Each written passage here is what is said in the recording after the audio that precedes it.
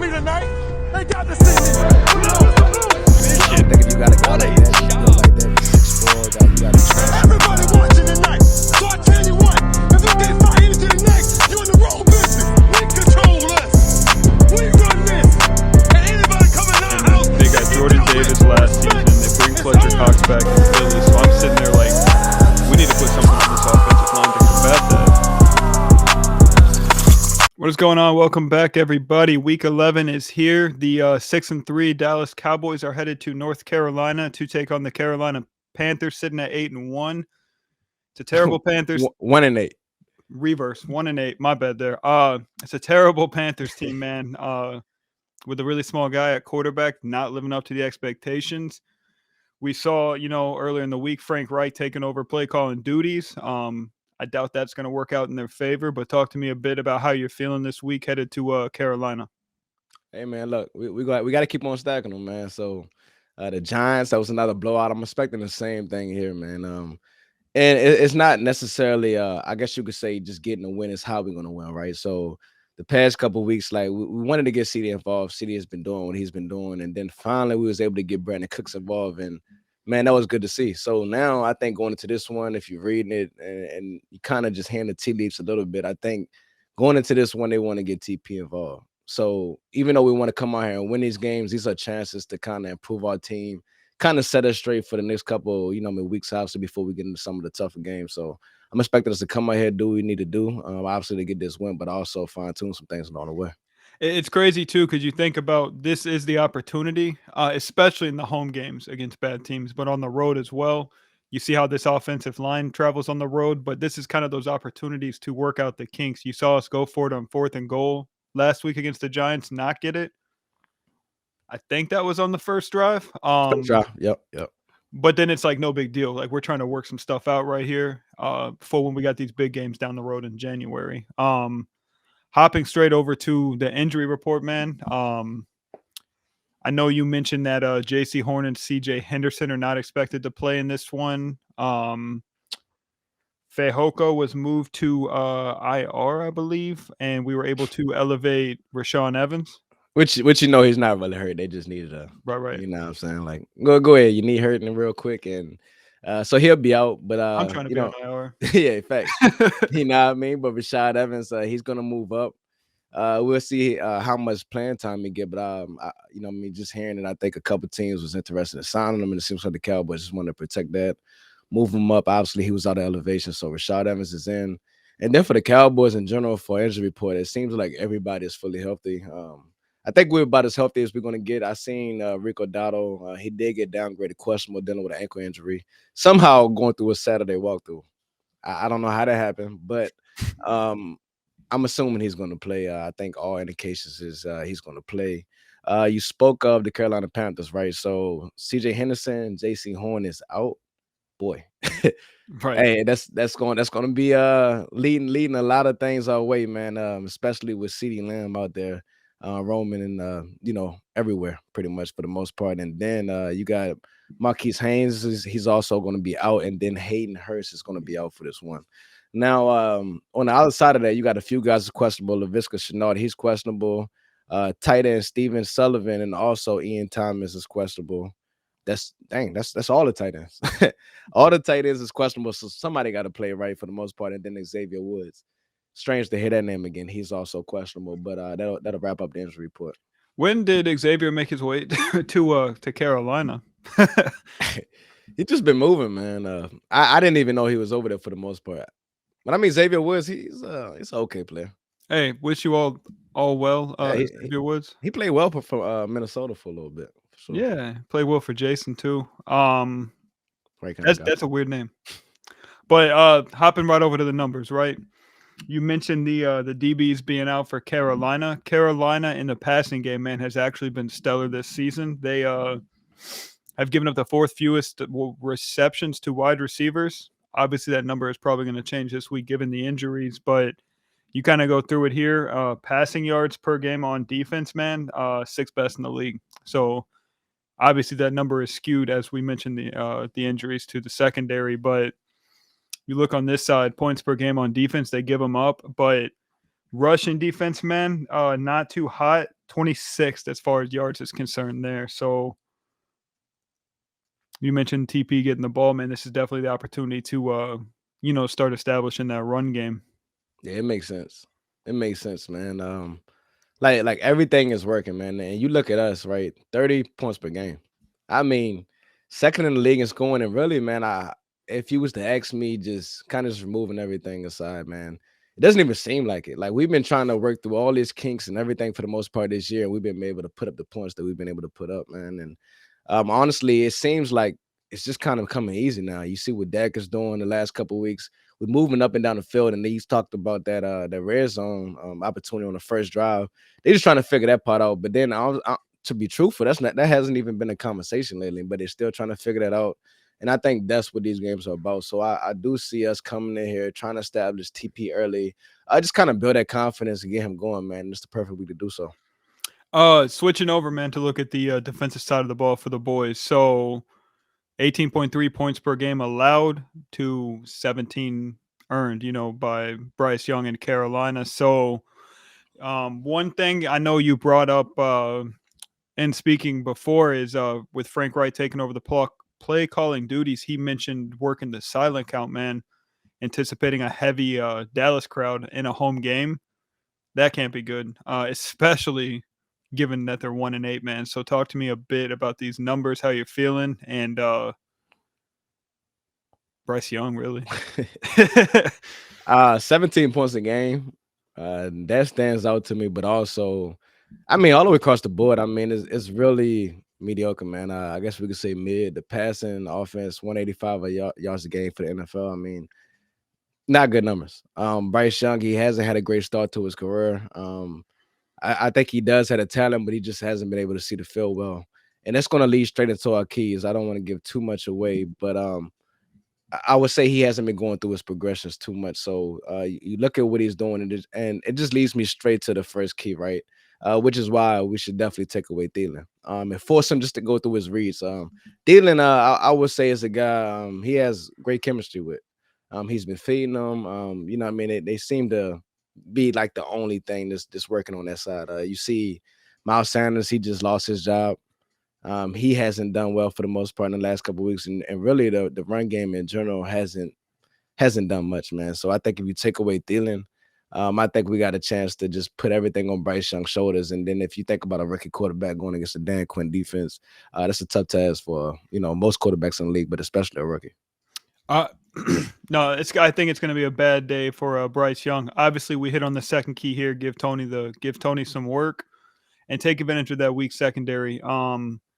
It's strange when you think about, Mike McCarthy taking over play calling, and we assumed we would see more of a run-heavy approach given the Kellen Moore firing. But he's found a way to move the chains and keep the clock rolling through the passing game. I don't know what the workload will look like for Tony given the injuries in that secondary, but really I'm looking for a balanced game here. It is fun, with Dak lighting everything up, but what is Dak gonna do against tough talent? Because we haven't seen him face too much adversity this season, but when he has, it really hasn't gone our way. I mean, I don't know, man. I just think about everything in total, right? So you think about the first game. I mean, it was the rain. The defense kind of carried us in that, all the way, right, with that one. And I think about the Jets game, and Dak lit up that Jets defense. You know what I mean? A lot of quarterbacks struggle against that defense. And then you think about the Cardinals game. And in that Cardinals game, the offensive line was completely banged up. It seemed like they completely scrapped everything they wanted to do, and it just was one of those type of games. San Fran outlier. Philly, he balled out, but we know Philly passing defense is not good. So if we using that as a measure stick, yes, another bad defense. And then this game right here, it could have been a good test, but with these cornerbacks out, I think he'll continue to. He just been hot, man. And then with the Chargers as well. So yes, a lot of bad defenses, but we can only play who's on the schedule, right? And I think this lines up into, obviously another Dak favorable matchup for him, another game. But I also want to continue to see everybody get involved. But you say with Mike McCarthy, you thought it would be more run heavy.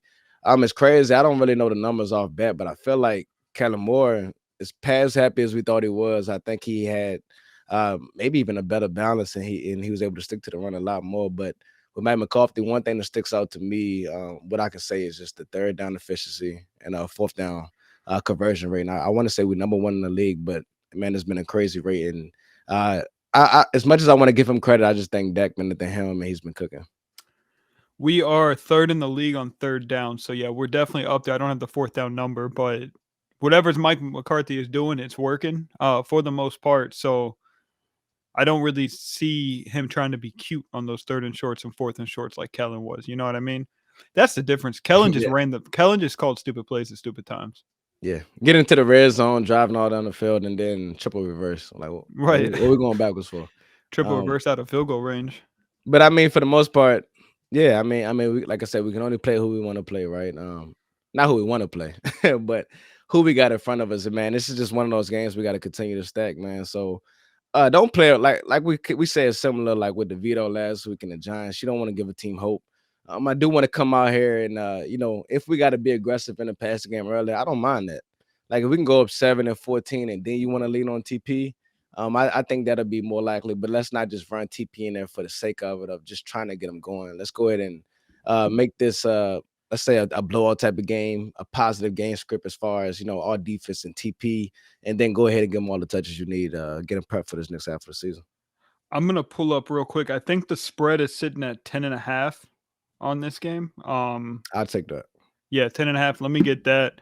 And it makes sense, man. But this isn't one of those games I feel like it's just so tough, man. Because every time I'm on here being conservative, we go out and win by 30, right? Yeah. Anytime I'm confident, it's a tight game. So I don't know which side of this it's gonna be, but this is a 1-8 football team, backs against their wall at home. The head coach is panicking, just took over play calling duties. Is it their kitchen sink game? Because really, at this point in the season, like a game like this is the Super Bowl for the Panthers. You know what I mean? Yeah. With your home crowd against a solid Cowboys team. So don't be surprised. If they, I mean, obviously they're going to do their best, but I just think talent wise, man, it's going to be a tough matchup for the Panthers. And then the Cowboys is a Super Bowl for a lot of teams. Not because I guess you could say is it because it's the Cowboys, but more so, teams like this they don't really get too much televised games. But like you're going against the Cowboys, so if anything, you get a chance to show who you are, player to player, things like that. You could actually put on like the Cardinals, like how many primetime games they got, right? And the Cardinals Yeah. stink, dude. They stink, right? but they would show up for those type of games. You know what I mean? The whole world is watching. So who's to say they're gonna come out here and lay down? I mean, it's the NFL. It's any given Sunday. I don't expect them to come out here and lay down at all. People are out, and I just think with the fortitude and how this team is thinking, attitude, they know that they can't allow this type of game to slip. We already 2 games back with Philly. We can't afford to lose any more games at this point, man. So, like, what I think is going to be a tough game, no, but you know what I mean. Like I said, can't overlook them. But as far as the spread, what you said was 10.5. That's where it's at right now. Yeah. I take that, man. I expect us to come out here and truthfully just blow this thing out of the water. Just a quick look here at this landscape of the NFC. You mentioned 2.5 games behind Philly. Philly, obviously, they got the Monday night game with Kansas City, and I think I like Kansas. I think I like Mahomes against that defense for real. But what we need, man, is Philly to lose a couple more.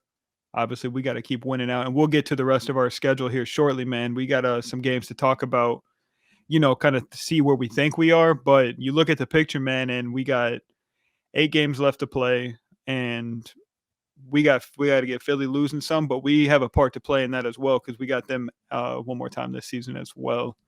But I mean, if you think about it, right, both sides, you mind putting that landscape up one more Yes, time? sir. So listen, Cowboys got the Panther this week, and just let's just say for the sake of it, we moved to 7-3 and they lose this game to the Chiefs. Obviously they got the head-to-head tiebreaker on us, but we kind of just technically one game back with a chance to play them again. In those next couple of games, they got the Bills. The Bills haven't looked so hot, but you know what I mean, still a good team when they show up. And then the 49ers right after that. So it's a chance in these next 3 games for both teams. You know what I mean, to swing things our way. You know what I mean, we could potentially see San Fran drop into, let's say, the 7th seed and the Cowboys holding on this wild card. Maybe we don't have to see them in the first couple rounds of the playoffs if so. And if it's Philly that stay, you know what I mean, it drops obviously in the division, we'll still have a chance heading into our last game. So everything is really out in front of us, but it's more and more important and why we got to take care of games like this. Because as long as we win, these teams is going to beat up on each other. You know what I mean? We're right where Right. we need to be. We're right in the mix, man. And it's crazy, like you said, this landscape, man. Everything is changing week to week. Like it's strange to see Minnesota back in it. Washington is dropping, Tampa Bay, but you look at the bubble, man, and you kind of look what's going on. Like the top, I would say 6 teams is how interchangeable that's going to be. I think you got your top 6 right here. You I know what I agree. mean? Yeah. And you kind of alluded to it as well, man. If you kept up over the last couple weeks, man, with the NFC landscape at all, the Panthers a couple weeks ago were sitting at the 4 seed. Seattle was sitting at the 3 seed. San Fran was a wild card team. We were the 5th seed. Minnesota was nowhere to be found. And then now it's just all reshuffled. And we're at that point in the year where everything is so tight that who knows how this final picture looks at the end of the season. Yeah. So, and let's just handle business, man. I'm it's hard. I ain't gonna say it's hard to get juiced up for this one, man. You know what I mean? It's like I said, it's another game. I'm always excited to see my boys, but man, it's the Panthers, man. Who we kidding? I don't want to act like coming into this one, I'm nervous. I'm not nervous. I fully expect us to, like I said, blow this thing out of the water. But it's a lot of positives that we're looking for out of this. So going into it, I really, I'm thinking about it like this, man. Michael Parsons, the last couple of weeks, he's been getting double team, triple team. He hasn't really got the sacks. His numbers, he kind of falling behind a little bit, but he's been integral. I would like him to have another multi-sack game. That's my hot take for this week. Let's see Michael Parsons back on the sack side, 2 sacks, and then let's see TP get his first. I would say first 100-yard game. I don't think he had one this year. Let's see him get 100 yards and Michael for 2 sacks this week. I like that. I like that a lot. Yeah, I would love to see TP get that buck finally. We've been waiting on that for too long. I'm gonna pull up the remaining schedule here, but before I do that, we mentioned Rashawn Evans being elevated, but we did get news LVE and CJ Goodwin are going to be out for the rest of the season. And I think we kind of expected that with LVE, we with that neck injury. And it's kind of crazier too if you think about it all the way through, man. 2 guys that we paid this offseason, LVE and Trayvon Diggs, man, casualties on the battlefield, and it's kind of crazy that next man up mentality. But it just kind of shows you how quickly things can change every Sunday. Yeah, it's tough, man. I mean, we've been battling through it because I mean we paid Donovan Wilson. I don't know if he's all the way back. Right. He hasn't really returned to form yet. TP, like I said, we obviously didn't pay TP, but has the injury been lingering? It's tough to say, man. But we've been making it through for the most part. The best thing about it is Tyron Smith is making it through the year. Slowly but surely. Because if it was any position I was worried about where I was like, we can't afford to lose guys, it's been the offensive line. But I think we did a good job of like attacking those positions, going out and getting Stephon Gilmore, just in case Trayvon Diggs or somebody got hurt. Like we got guys back there. We deep at safety. Linebacker was one of those positions I think behind you know what I mean, offensive line where I was a little bit worried. But I think Marquez Bella's been able to come in and kind of ease our, you know, what I mean, our worries just a little bit. So I'm feeling good going into this week. Next week, man, we got a short turnaround, right? We got the Thanksgiving game. We got the Commanders coming up. It should be, you know, what I mean, a fun, man. We get the Cowboys back to back, man. So we got a lot of games in a short span, man. So I'm excited about that for sure. Yeah, taking a look at the remaining schedule, man. Obviously, we expect a dub week 11. Nothing hurts worse than losing on Thanksgiving, bro. That's the worst. No. Got to get that dub in week 12 at home against Washington.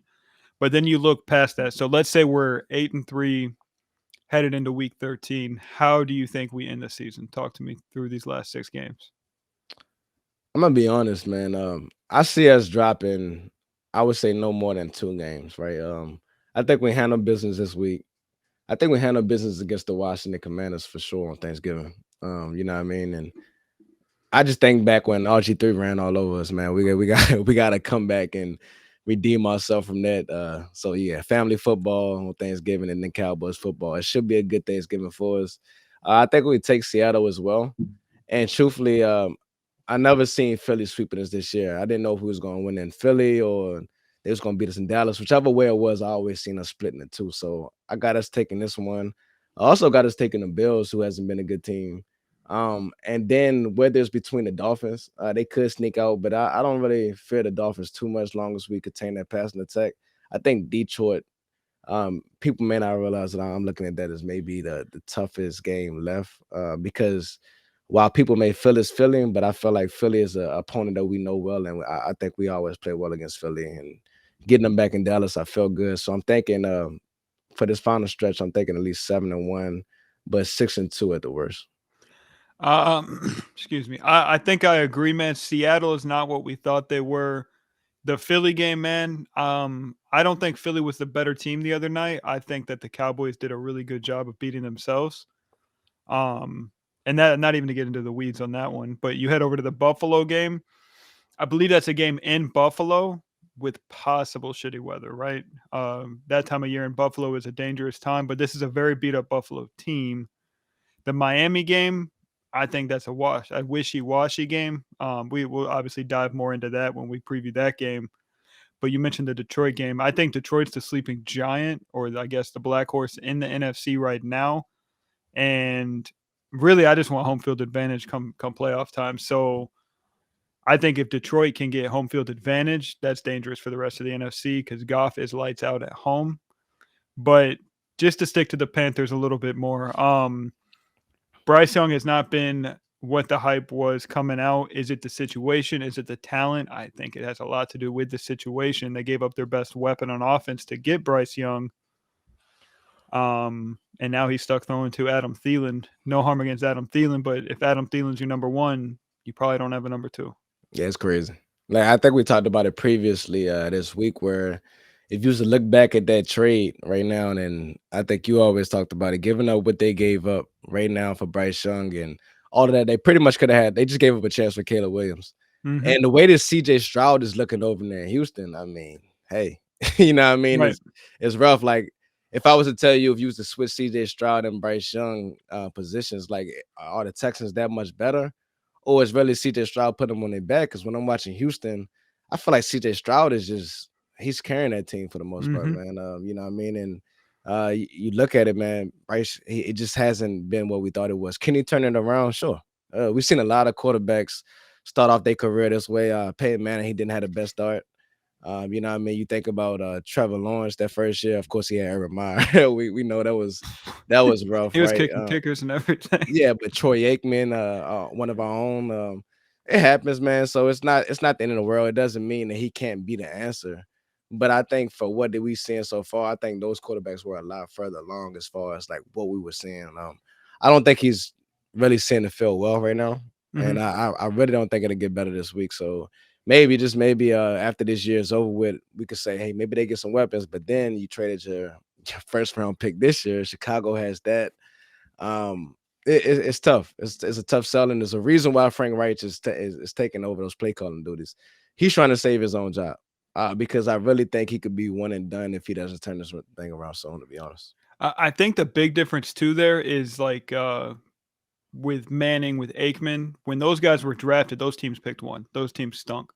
The Panthers didn't have that number one pick. They traded for it, so they gave up a lot to go get him, and only got worse in the process. So that's what's scary about the Bryce Young situation. Obviously, Frank Reich's time is coming to an end there. Is it after this game? That would be kind of wild. When was the last time we got someone fired? hey, that's I ain't true. opposed to it. I ain't opposed to it. I mean, I think he got to see it through. I would assume. I mean, but if you look at the team, like the defense is still solid. They got a lot of cornerstone players on defense. It's not a bad defense. I just think you got to get them some help, man. Get them some weapons. We seen what Jacksonville was able to do for, you know what I mean, obviously their quarterback. And the same, man, we talked about Buffalo just a minute ago where Josh Allen looked terrible his first couple years until you seen the Stephon Diggs coming in. And then both of those guys together kind of just changed the tide over there. So even though Thielen looks good, Thielen is just one of those guys you're just comfortable with. You got a veteran receiver and you're just comfortable, but he's not like a world beater by any stretch. So I think if you go out there, it would have been nice if you had your number one pick and you could have went and got a Marvin Harrison Jr. or something like that. But I don't have firm numbers on their salary cap, but I think you go out there and you sign as many pass catchers and guys you can just kind of ease this guy into this next couple of years because right now he doesn't have a lot out there. Maybe he's feeling all the pressure from that. and that doesn't even tie into just the pressure of being a number one pick as it is, and then having to look across that down there in Texas and seeing CJ Stroud doing that, knowing they close friends. You know it's a little back and forth with that, but it's been tough so far. And I don't see it getting any better this week. I'm gonna just be honest. I expect us to whoop up on them, similar to what you seen with DeVito last week. What DeVito had about 80-something yards passing. Mm-hmm. Expect CJ Stroud to be up there, you know what I mean, amongst those numbers. And just don't try to run Bland. If you've been noticing anything that's been going on the past couple weeks, I'm not saying try Gilmore, but just don't try Bland because you might get picked off, and there's a good chance he might take it to the house, man, at his rate, you know. Shout out to Deron Bland as well, man. He's now got the 85 overall on Madden. Was down in the 70s, low 70s early in the season. But the bottom line here is it's a 6-3 Dallas team headed to a 1-8 Panthers team with the second most points per game offensively, going against the 29th worst defensively, right? So bottom line is we're 10.5-point favorites on the road. We should cover that. We should probably hit or take that. We should hit, 14. But this is the End Zone Experience. If you like what you hear, don't forget to hit that like, share, and subscribe. You got any final words? Nah, that's it, man. Peace. Sit there, like, share, and subscribe, man. We out. See y'all next week.